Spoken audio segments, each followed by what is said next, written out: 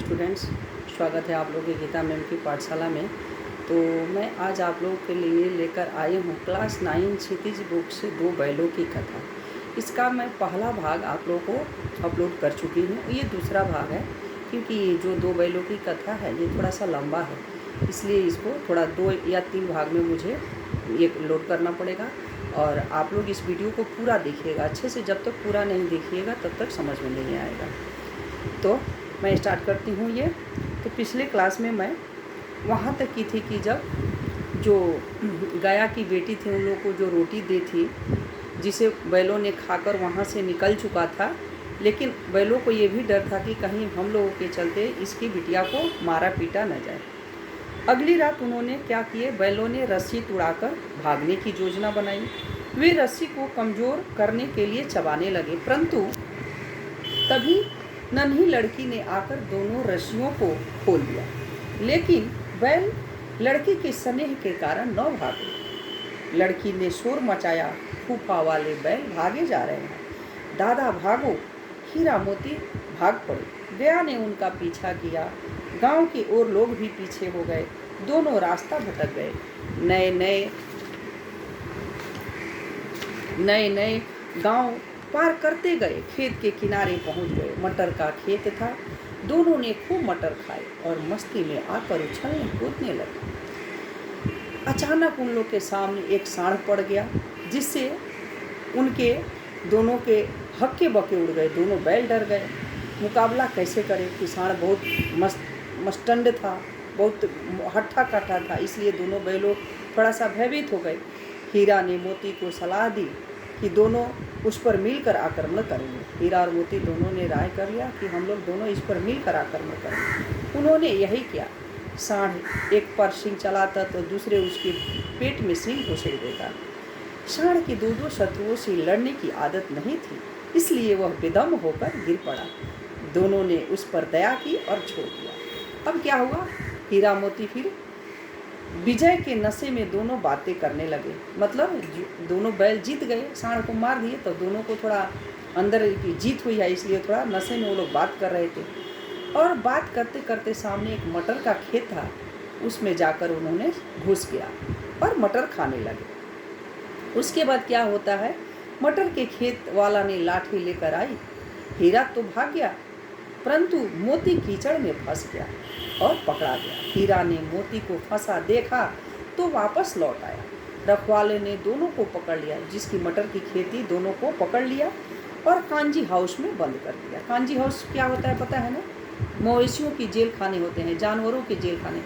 जैसे आदमियों का जेल होता है उसी तरह जानवरों का भी जेल होता है, वहाँ लेकर उन्हें बंद कर दिया। हीरा मोती दोनों कांजी हाउस में पड़ गए। दिन भर में कुछ खाने को मिल जाता, नहीं तो कभी कभी वो भी नहीं मिलता।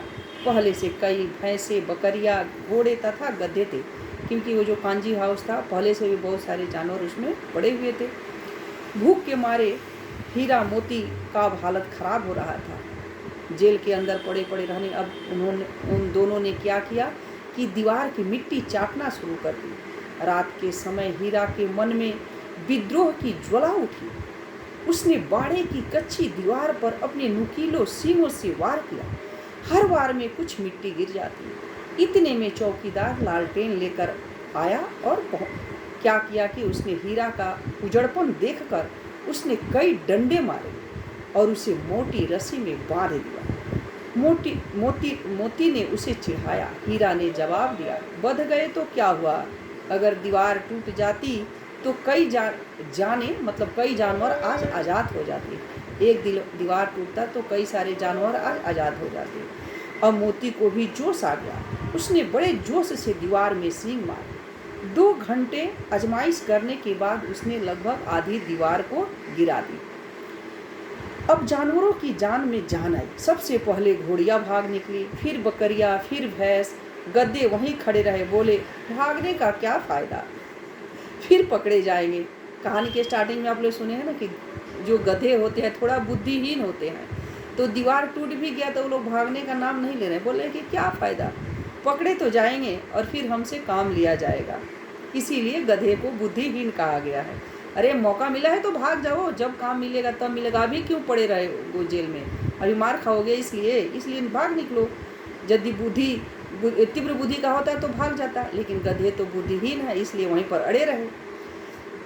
हीरा ने मोती को कहा कि वह भाग जाए, वरना उसकी खूब पिटाई होगी। मोती बोला, मैं विपत्ति में तुम्हें कैसे अलग कर सकता हूँ। आप लोग एक चीज़ जानते हो ना कि मित्र की पहचान कब होती है? विपत्ति में। जो विपत्ति में साथ देता है वही सच्चा मित्र होता है, और जो विपत्ति में पीठ दिखाकर भाग जाता है वह मित्र शत्रु के समान होता है। ये हर किसी के लाइफ में, आप लोग के भी लाइफ में होता होगा। जो आप लोगों को मुसीबत में साथ देता होगा वो आप लोगों का सच्चा मित्र है, और जो मुसीबत में पीठ दिखाकर भाग जाता होगा वो आप लोगों का दुश्मन है। सुबह होते ही कांजी हाउस के कर्मचारियों में खलबली मची। उन्होंने मोती को खूब मरम्मत की और उसे मोटी रस्सियों में बांध दिया। अब हीरा मोती को, अब जो जेल वाले थे, अब सोचे कि इन दोनों को कसाई के हाथों में बेच दिया गया। कसाई समझते हो ना, जो जानवरों को मारकर खा जाते हैं, उन लोगों को हाथ में इन लोगों को बेचने का प्रोग्राम बना रहा था। हीरा मोती 1 सप्ताह तक वहीं बंधे रहे। उन्हें खाने को कुछ न मिला, बस दिन में 1 बार पानी मिलता था। दोनों की ठठरियाँ निकले। ठठरियाँ मतलब हड्डी, शरीर के हड्डी दिखने लगे। उनकी नीलामी होने लगी, मतलब लोगों को बुला कर नीलामी, दाम लगा, अलग अलग दाम से उन लोगों को बेचा जाने लगा। अलग अलग लोग आए जो दाम लगाने लगे। कोई भी खरीदार उन्हें न खरीदता। अंत में एक कसाई ने उन्हें खरीद लिया। किसी ने जब देखा कि उन लोग की हालत बहुत ख़राब हो गई थी, बहुत कमज़ोर हो गए थे, तो काम करने वाला तो कोई खरीदेगा नहीं, क्योंकि उन लोगों को शरीर में ताकत नहीं थी, तो काम वो लोग कैसे करते। इसलिए लास्ट में उन्होंने कसाई के द्वारा बेच दिया और उन्हें कसाई ने खरीद लिया। वह जिस तरह कूल्हे में उंगली गोद कर देख रहा था, उससे हीरा मोती काँप गए। वो अपनी उंगलियों को, उनको पीछे वाले जो पार्ट होते हैं, जो पैर के पास ऊपर में होते हैं, वहीं पर गोद के देख रहा था कि इन लोगों में एनर्जी है न बिल्कुल ही गल चुके हैं। नीलाम होकर दोनों दढ़ियल कसाई के साथ चले, मतलब दोनों बैलों को कसाई के साथ बेच दिया गया। दोनों चले, अपने भाग्य को कोसने लगे। कसाई उन्हें भगाया जाता था, रास्ते में उन्हें, मतलब जो कसाई ले जा रहा था तेज से भगा कर ले जा रहा था। रास्ते में उन्हें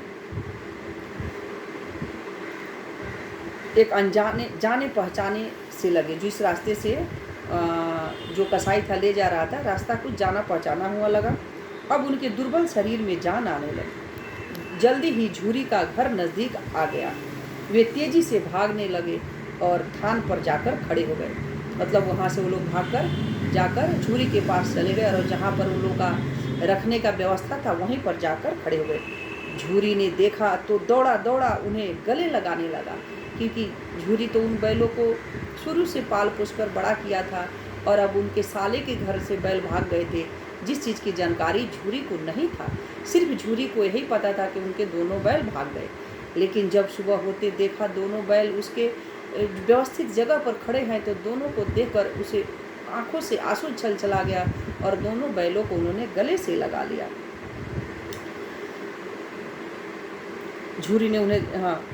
झूरी ने देखा तो गले लगा लिया। बैल भी झूरी का हाथ चाटने लगे। दढ़ियल कसाई ने बैल को रस्सियाँ पकड़ रखी थी। झूरी ने कहा, ये बैल मेरे हैं। कसाई बोला, इन्हें नीलामी से लाया हूँ। वह बैलों को जबरदस्ती ले जाने लगा। मोती ने उस पर सींग चलाया। दढ़ियल भागा। मोती ने उसे और भगाया तथा गांव से दूर कर दिया। झूरी ने निहाल होकर नादों में खली, भूसा, चोकर और दाना भर दिया। दोनों मित्र खाने लगे। गांव में उत्साह छा गया। मालकिन ने आकर दोनों के माथे चूम लिए। ये था हमारे 2 बैलों की कथा, जो बहुत ही अच्छा कहानी है। ये इससे बहुत कुछ सीख मिलती है। मित्रों में संगति कैसी होनी चाहिए, किसके साथ रहने से आप कैसा बन सकते हो। एक जानवर होते हुए भी उन लोगों के पास जो प्रेम सम्मान झूरी के द्वारा मिला था वो कभी नहीं भूल सकते हैं। तो मैं ये 2 बैलों की कथा की कहानी संक्षिप्त में सार आप लोगों को सुनाई हूँ। आगे यदि आप लोगों को इसमें से कोई क्वेश्चन आंसर इम्पोर्टेंट चाहिए तो आप लोग कमेंट में ज़रूर लिखिएगा। आप लोग जब तक कमेंट नहीं कीजिएगा मैं कैसे जानूँगी कि आप लोगों को क्या चाहिए। इसलिए कमेंट करना, सब्सक्राइब करना ना भूलें, और जब वीडियो को देखिएगा तो पूरा देखिएगा, तब आप लोगों को अच्छे समझ में आएगा। Thank you.